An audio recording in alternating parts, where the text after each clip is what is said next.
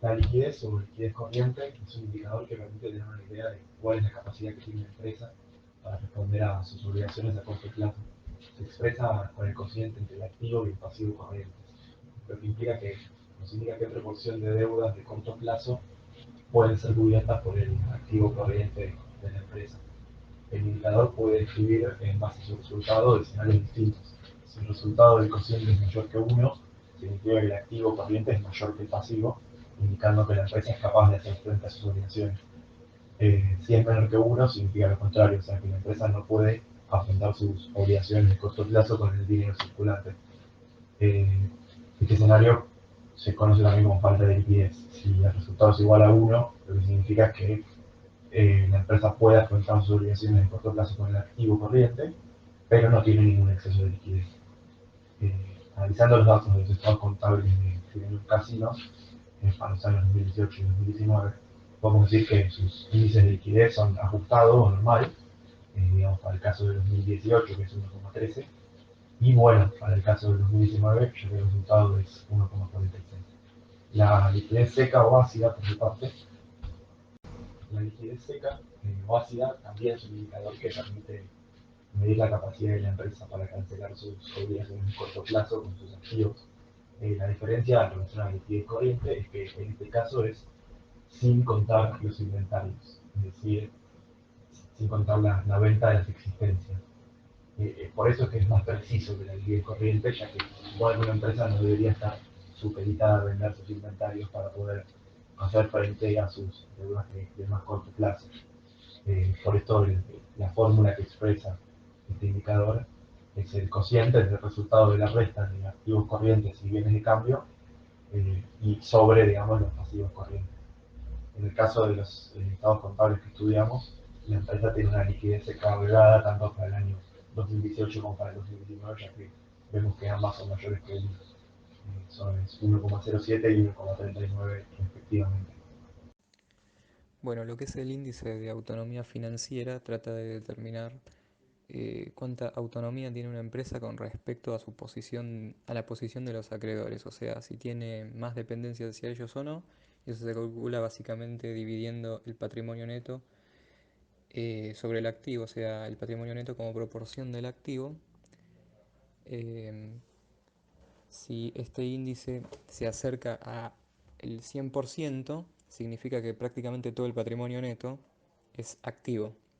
Y en la medida en que este índice se acerca a 0%, esto lo que está indicando que los pasivos tienen una gran cantidad de peso, y con pasivos estamos diciendo deuda y obligaciones con acreedores, y por lo tanto si los pasivos tienen un enorme peso dentro de lo que es la empresa en relación con el activo, entonces la autonomía financiera que refleja este índice va a ser muy baja.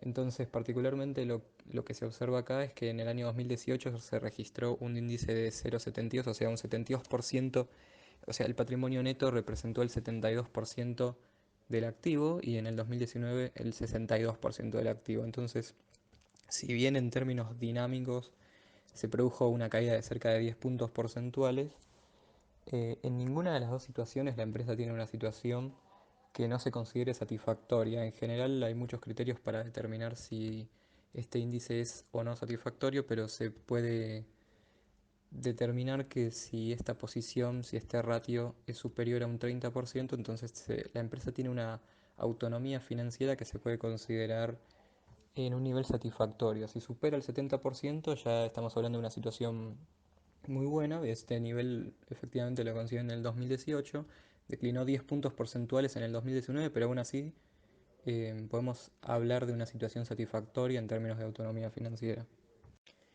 Después el índice de dependencia financiera busca medir lo mismo o algo muy parecido, pero esta vez eh, en lugar de considerar el patrimonio neto, o sea, la diferencia entre activos y pasivos, lo que hace simplemente es considerar todas las obligaciones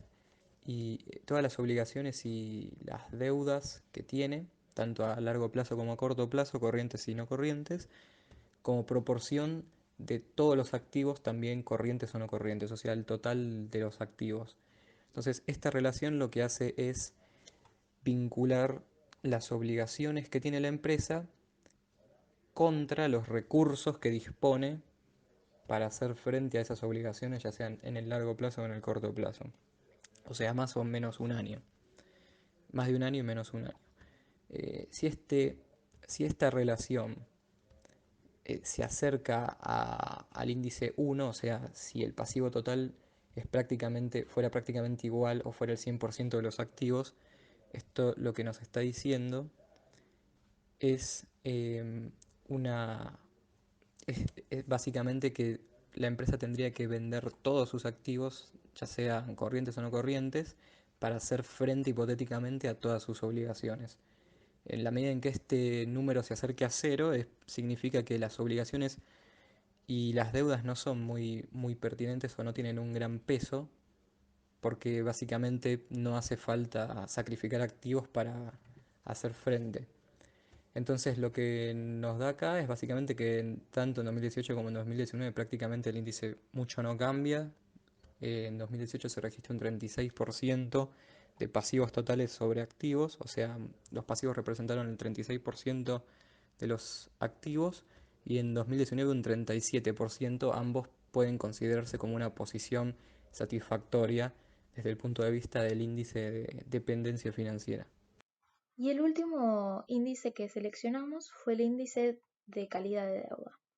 ¿Qué queremos averiguar con este índice o qué información nos proveerá? Bueno, lo que queremos saber es qué parte de nuestra deuda deberemos cumplir y pagar en el corto plazo y qué parte en el largo plazo. ¿Cómo se calcula? Dividimos el pasivo no corriente entre el pasivo total. Entonces, el pasivo no corriente nos dará la cantidad de deuda que nosotros tenemos que cumplir en el largo plazo. Y en el pasivo total se incluye tanto el pasivo no corriente como el corriente. Entonces, el resultado de esta división nos dará un número entre 0 y 1.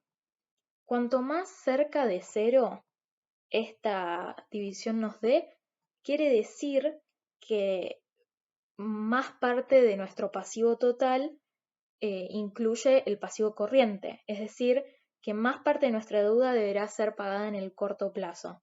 Cuanto más alejado, lo contrario, que el pasivo no corriente refleja una mayor parte que el pasivo corriente. Entonces la deuda la podremos estar pagando en el largo plazo. En nuestro caso, lo que podemos ver es que el resultado de esta división para 2019 nos dio un 0,47.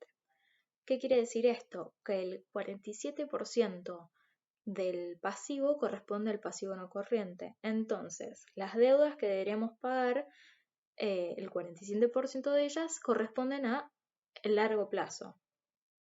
Entonces, el pequeño análisis que podemos hacer aquí es que casi la mitad de las deudas deberán ser pagadas en el corto plazo y un poquito menos de la mitad en el largo plazo. Para el año 2018 nos encontramos con una situación bastante similar, un resultado de 0,42, lo que quiere decir lo mismo, el 0,42 de las deudas corresponden al pasivo no corriente.